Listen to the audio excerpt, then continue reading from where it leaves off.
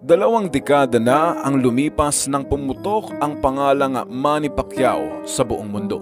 Bawat laban, inaantabayanan. Bawat panalo ay naire-representa ang Pilipinas. Pero kahit gaano ka man kasikat o kagaling, may kalaban na hindi mo matatakasan. At yun ang oras at panahon. Mag-4 na taon na siyang nawala sa kwadradong ring. 46 years old. Buhay pa ba ang apoy niya bilang atleta? Sa kabilang banda ay isang boksingerong uhaw makilala, bata, malakas, gutom, Mario El Azteca Barrios. Hindi siya nandito para lang sa respeto. Nandito siya para agawin ang spotlight. At para gawin yan, kailangan niyang pabagsakin ang isang alamat. I'm here, I'm ready, I'm the champion for a reason, and this is a huge fight, easily, it could be fight of the year. Hindi kailangan ni Manny ang laban na to pangdagdag karangalan. Pero para sa mga tunay na mandirigma, ang laban hindi kailanman natatapos. Ang apoy hindi kailanman nauupos. I really miss boxing because boxing is my passion. I'm so passionate for it. So I'm excited. Isa pang laban, isa pang pagkakataon. May ibubuga pa ba si Pacquiao para sumabay sa bagong agos? I don't know, man. Manny might be able to pull something out here because he is that special. Yeah. And it's weird. I'm also going to be culpable because I'm going to sit there as we get close to this fight and be like, hey man, Manny might do it. O panahon na para lisanin ang mundo ng combat sports dahil baka mapahamak lang sa mga mas batang kampiyon. At this point, I don't see Manny performing well. I see an embarrassment. Bago natin simulan, isang 1-2 combination muna sa like and subscribe button para lagi kang updated sa mga kaabang-abang na bakbakan. Malaking pagkakaiba ang gagawin naming mga style dito. For example, ano bang punches na hindi alam ng kalaban ko na punches? Ano bang mga footwork ko na hindi alam ng kalaban? Ano bang mga head movement style na hindi alam ng kalaban? Alam din niya. So, doon kami magkatalo dito sa paggawa ng estratehiya sa pagdating sa fight. So the left cross, stuns Ugas and a huge left hook! Caught Ugas! Isang tabi na natin ang mga anggulo hinggil sa politika o kung ano paman ang hindi parte ng boxing. Dahil buong mundo ay curious kung may babalik pa ba ni Pacquiao kahit 60% lang ng prime niya. Hindi naman siguro sila basta-bastang papayag kung hindi nila nakita ang posibilidad na kaya ni Manny. All the people, they have a comment that Manny is 14 years old, but I show you, don't just the number, we just the punch. Alam nating tinalo ni Pacquiao si Thurman, habang tinalo naman ni Thurman si Barrios. Ngunit tinalo ni Barrios si Ugas na tumalo naman kay Pacquiao.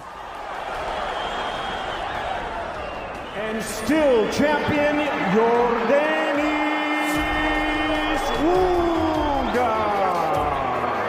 The problem to me because I didn't make an adjustment right away, and also my legs tight. Kaya kapag natalo ni Pacquiao itong si Barrios, isipin mo na lang kung gaano kalaki ang ingay na gagawin niya, hindi lang sa boxing, kundi sa mundo ng sports.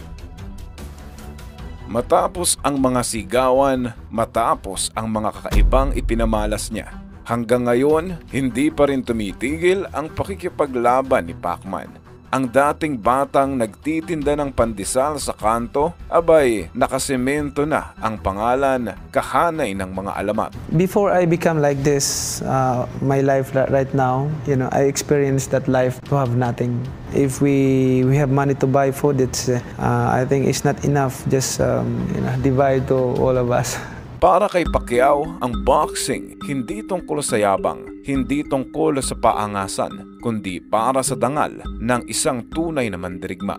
Nagbigay apoy rin sa mga umusbong na boksingerong gumawa ng kanya-kanyang pangalan. That's my big inspiration to me, that he called me because he's my idol since I was a kid, since 8 years old, follow him his footsteps. So. Kahit tagilid man ay hindi pa rin nawala sa kanya ang lakas at teknik. Mga anggulo sa pag-atake at mga kombinasyon na animoy malagatling gun. Back comes Pacquiao, stinging combination. Do you love it? Love it. na kay Barrios na ang lahat ng advantage, subalit na kay Pacquiao naman ang IQ at experience. Ganito rin ang pakiramdam ng mga fans dati na parang magugulpi lang ang 40-year-old na si Pacquiao kay Thurman bago ang laban. Oh, when I said I'm gonna crucify the man, ooh, they said, ooh, it's almost as if they had a crown of thorns on them themselves. Pati ang iilang boxing expert ay naniniwala na meron pa ring natitira kay Pacquiao para gulantangin ang buong mundo. 1 second. Do you have, so you got Manny winning? Yes. I think Manny has to come out very strong, very fast in the first couple of rounds because his gas tank ain't what it used to be. Manalo matalo, maaaring ito na ang huli niyang laban. Nangangamba ang karamihan sa magiging kahihinatnan. Ang iba naman ay nag-aabang kung paano magpasiklab muli ang nag-iisang Pacman sa kasaysayan. Habang ang mundo'y nakatutok sa alamat, si Barrios naman ay nakafocus sa iisa lang kung paano niya lalampasuhin ang boxing legend. Hindi siya nagsakripisyo para maging tagahanga lang. Nandito siya para gumawa ng sariling pangalan. Mario El Azteca Barrios! Born and raised sa San Antonio, Texas, ngunit dugong Mexicano ang nananalaytay sa kanya. Tahimik, disiplinado, matatag. Hindi arogante ngunit hindi rin marunong magpatawad sa ibabaw ng lona. Para sa kanya, itong paparating na sagupaan ay trabaho lang, walang personalan. Merong 26 winning streak bago natalo ng back-to-back. Tiklop sa isang body shot ni Tank Davis, habang boxing lesson naman ang nangyari against Kate Thurman.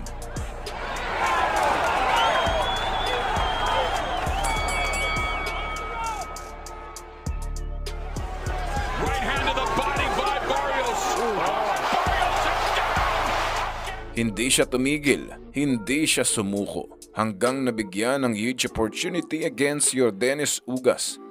At ngayon bilang WBC World Welterweight Champion ay naatasan siyang depensahan kontra sa nagbabalik na alamat. From Sarangani Province, Philippines, Manny!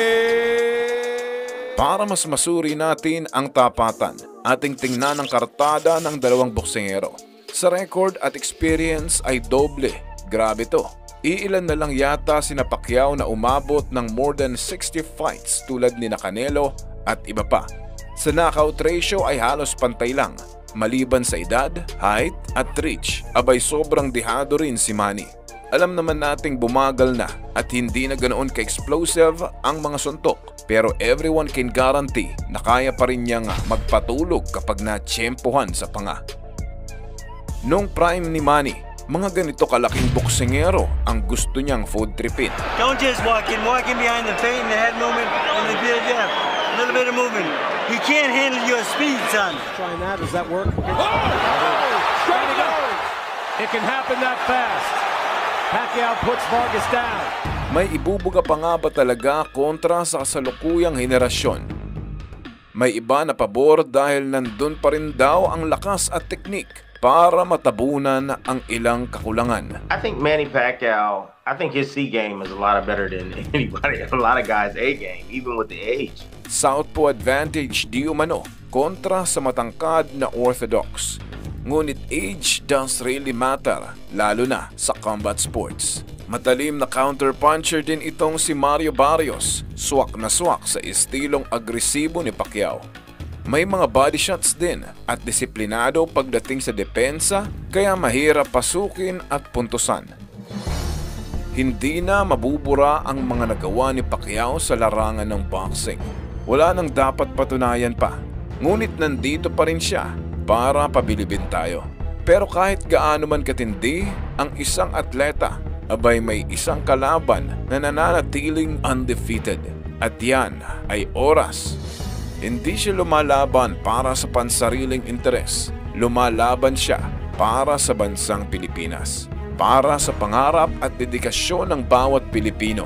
Hindi lang siya alamat, kundi isa ring inspirasyon. Isang kwento ng pag-asa at isang paalala na kahit sino ka man, kayang-kaya mong lumaban.